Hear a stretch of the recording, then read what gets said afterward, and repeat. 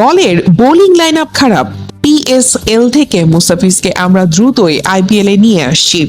এই নিয়ে বিসিবির সাথে কথাও হয়েছে। চেন্নাইয়ের বিপক্ষে হেরে এবার মুস্তাফিজকে সুখবর দিয়ে যা বললেন কলকাতার মেন্টর ডোয়েন ব্রাভো। দর্শক, এবারের আইপিএল আসরটি যেন এক দুঃস্বপ্নে পরিণত হয়েছে টুর্নামেন্টের অন্যতম সফল দল কলকাতা নাইট রাইডার্সের জন্য। শাহরুখ খানের দল একের পর এক ম্যাচ হারছে শুধুমাত্র তাদের ধারহীন বোলিং লাইন আপের কারণে। আজ চেন্নাই সুপার কিংসের বিপক্ষে হারের মাধ্যমে টানা ৫ ম্যাচে পরাজয়ের স্বাদ পেল নাইটরা, যার ফলে পয়েন্ট টেবিলের তলানিতে গিয়ে ঠেকেছে তাদের অবস্থান। উল্লেখ্য যে এবারের আইপিএল নিলামে বাংলাদেশি কাটার মাস্টার মুস্তাফিজুর রহমানকে দলে ভিড়িয়েছিল কলকাতা, তবে নানা জটিলতায় আইপিএল এর শুরুতে তিনি যোগ দিতে পারেননি।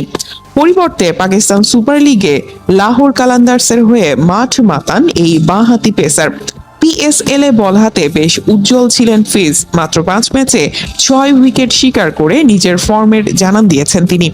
এদিকে চেন্নাইয়ের বিপক্ষে হারের পর সংবাদ সম্মেলনে দলের বোলিং ব্যর্থতা নিয়ে হতাশা ছাড়েন কেকেআর মেন্টর ডোয়েন ব্রাভো। মুস্তাফিজকে নিয়ে তিনি সরাসরি বলেন, দেখুন, প্রতিটা ম্যাচেই আমাদের বোলাররা রীতিমতো ব্যর্থ হচ্ছে।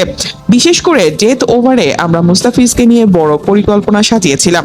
দুর্ভাগ্যবশত সে সময় মতো আসতে পারেনি, যা আমাদের দলের জন্য বড় একটি টার্নিং পয়েন্ট হয়ে দাঁড়িয়েছে। উড়িয়ে আনতে তোড়জোড় শুরু করেছে কলকাতা ম্যানেজমেন্ট। তারা ইতোমধ্যেই বাংলাদেশ ক্রিকেট বোর্ডের সাথে যোগাযোগ করেছেন।